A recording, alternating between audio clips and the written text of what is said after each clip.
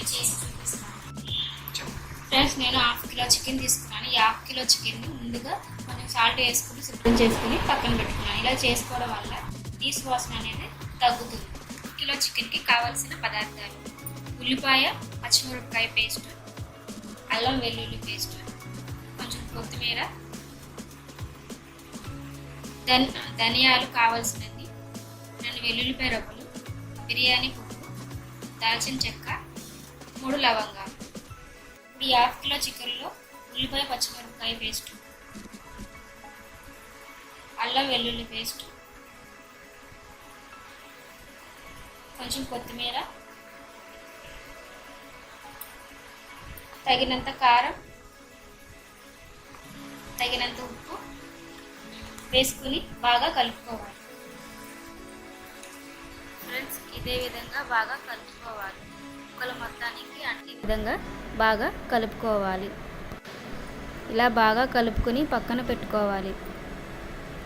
Non stick ప్యాన్లో నూనె వేసుకుని ముందుగా కలిపి పెట్టుకున్న మిశ్రమాన్ని ఇందులో వేసుకోవాలి.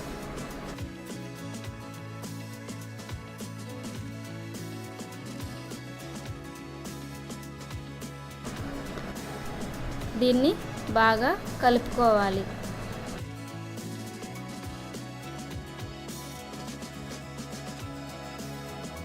ముక్క అనేది అడుగంటకుండా బాగా కలుపుకోవాలి.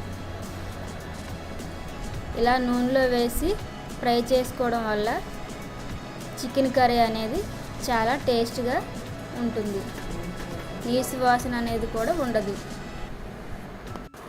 ఫ్రెండ్స్, మా ఛానల్ని కొత్తగా చూస్తున్న వారు సబ్స్క్రైబ్ చేసి సపోర్ట్ ఇవ్వండి ఫ్రెండ్స్. మీ సపోర్ట్ వల్ల ఇంకా ఎన్నో వీడియోస్ చేస్తాను. అలాగే లైక్ అండ్ షేర్ కూడా చేయండి ఫ్రెండ్స్. నాకు తెలిసిన కొత్త వంటల వీడియోస్ చేస్తాను. చికెన్ కర్రీ ఇలా అన్నీ కలిపి చేసుకోవడం వల్ల త్వరగా చాలా సింపుల్గా అయిపోతుంది. ఫ్రెండ్స్, ఇది చాలా ఈజీ ప్రాసెస్. మీరు కూడా మీ ఇంట్లో ఇలా ట్రై చేసుకోండి. ఇప్పుడు దీనిలో తగినంత వాటర్ని యాడ్ చేసుకుందాం.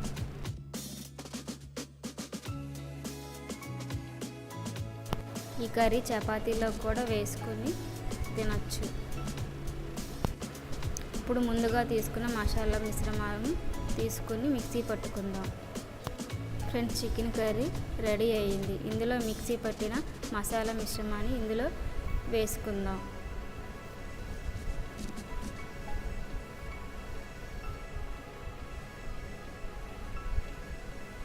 అలాగే ఇందులో కొత్తిమీర కూడా యాడ్ చేసుకుందాం.